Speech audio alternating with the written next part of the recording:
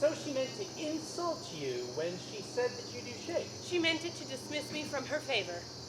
Why then do you wish to take that as a surname to yourself? Her words compose my earliest memory, and yet, you see, I shake no more. To her mind, I am no more than a toy, a doll which she feels mocked withal. And yet, I have overcome her jeers and become master of myself. What about Shake Bag? There was a Cuthbert that went by such a name. Exactly! Really? No, the minor. Oh. As for the name, if you wish to take the word and twist it to reflect your present circumstances, then think of some manly thing. In what way do you mean a manly thing? Think of some virile thing that will imply that you're now the man that she should want.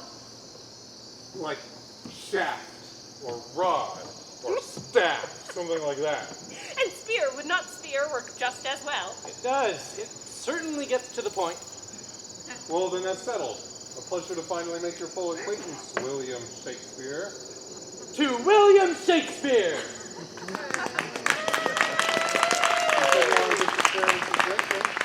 Is it possible for you to become drunk, do you think? Well, I can do all that a man can do. Oh, let's put that to the test. Much have I read of ale and small beer, but nothing could have prepared me for the taste! This vile substance! It tastes of poisonous brine! You say that now, but we'll teach you to drink deep ere you depart. I care not for it, but I will try again of this strange liquor. For oft I find things at first seem far more bitter than they do with age.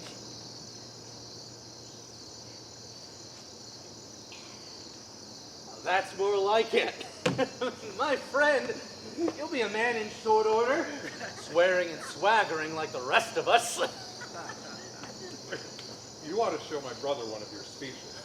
Which speech should I recite? Why not one of those sonnets that you wrote? Or that speech you penned yesterday? Then here it goes, with thanks for your indulgence. To be or not to be, there's the point. To die, to sleep, is that all? All. No, to sleep, to dream, I can't reach. There it goes, for in that dream of death. For in that dream of death, when we awake, and born before an everlasting judge, from whence no passenger ever returned, the undiscovered country, at whose sight the happy smile, and the accursed damned. But for this, the joyful hope of this, would bear the scorns and flatteries of the world, scorned by the right rich, the rich accursed of the poor, the widow being oppressed, the orphan wronged, the taste of hunger or a tyrant's reign, 1,000 more calamities besides, to grunt and sweat under this weary life, when he may his full quietus make, with a bare bodkin. Who would this endure, but for the hope of something after death, which puzzles the brain and doth confound the sense, which makes us rather bear those evils we have, than fly to others we know not of. Why that? Oh, this conscience makes cowards of us all.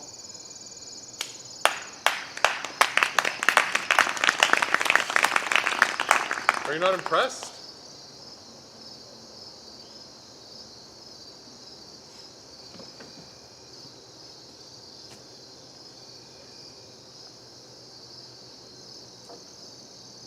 You wrote this. Aye. Thus, in my room, I sat, musing on the state, which I should emulate of man. What traits does he retain that I still lack? And musing thus, I thought about my death, which I must needs hereafter wonder at. Will I die as other humans do? And will I go where they all suppose, or to some other where I must number out my days alone unto oblivion? Excellent. I'll drink to that. I marvel that you did all this. Your mind is just as wondrous as your form.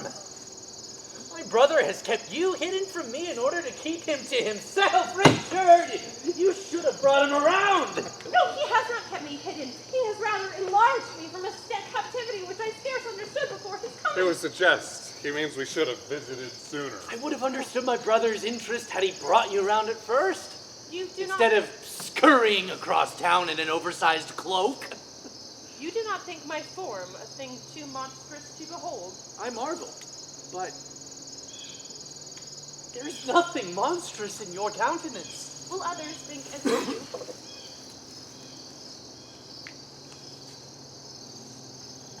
I don't know, William. I don't know. Come. It grows late, and your impatient father will want you home.